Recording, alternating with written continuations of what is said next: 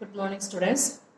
Yesterday we have studied about energy, and today we can see what are the different forms of energy. So, some forms of energies are given here. Mechanical energy. Mechanical energy, that is the combination of kinetic energy and potential energy, both together called mechanical energy. Then heat energy, chemical energy, electrical energy, and light energy. And in this lesson we are going to discuss about mechanical energy. Okay, so from first of all we will discuss about kinetic energy, and before that we can see some activities which is given in the book. First activity 11.6. For that you should take one heavy ball and bed of sand. Then that heavy ball you should drop from a certain height, and here it is given 25 centimeter. Okay, so above from the bud sand, 25 centimeter above from the bud sand we have to drop it. Then when we drop it, it will make a depression on the sand, bud sand. Then again repeat the activity by increasing the height. So that is 50 centimeter, 1 meter and 1.5 centimeter. Like that we can increase the height. Then observe the depression which makes on the bud sand. So from all this case we can see, if you will increase the height, then depression also will be increased. That means depression, that is directly proportional to the height. If height increase, then depression also increase. So how it make the depression or depth on the sand?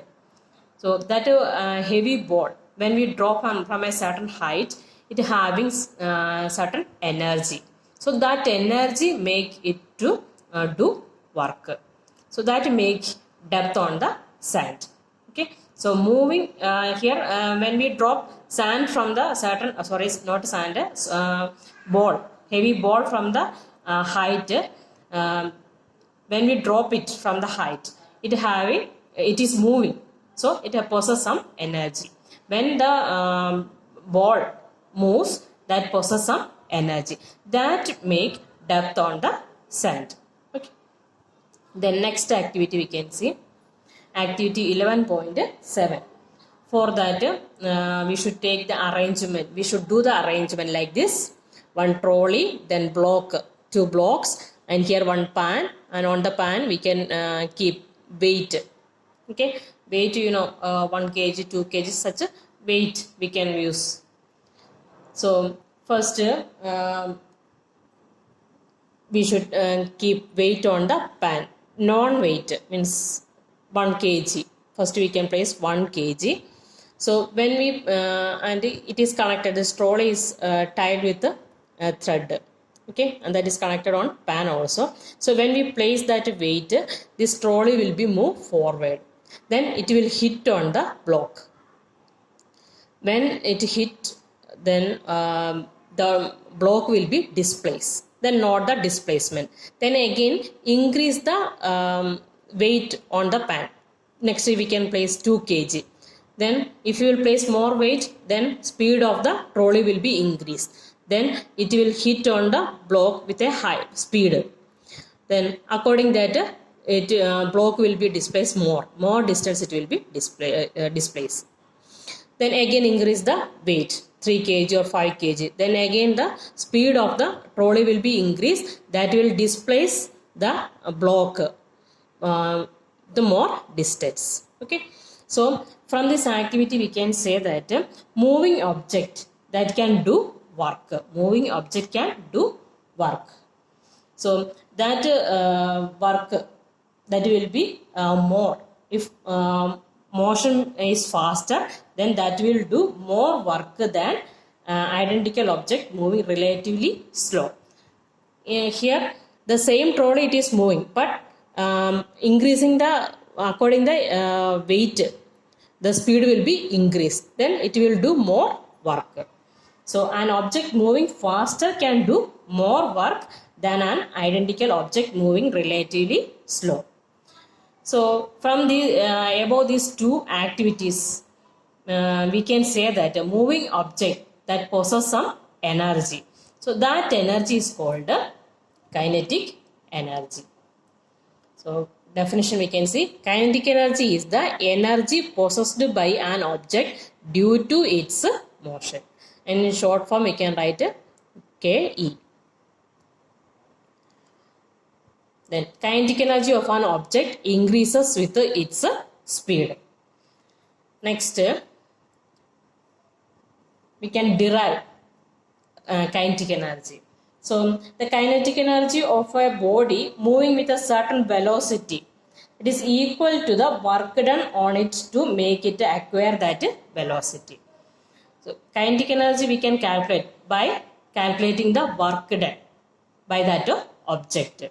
Okay, for that consider an object of mass m moving with the uniform velocity u, initial velocity that is u.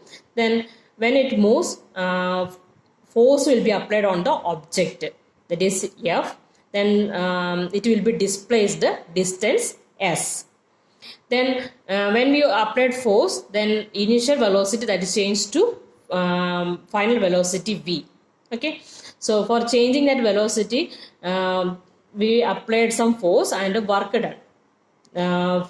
Also done, that is equal to work done W, that is equal to F into S. So kinetic energy that is equal to the work done.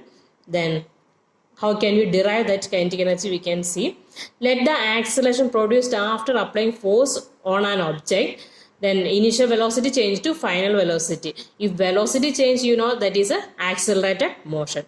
So that acceleration it is A. Using third equation of motion, b square minus u square, that is equal to 2as. Then from that we can take a s. S equal to v square minus u square upon 2a. Then force equal to ma. Then substituting f and s from equation 1 and 2.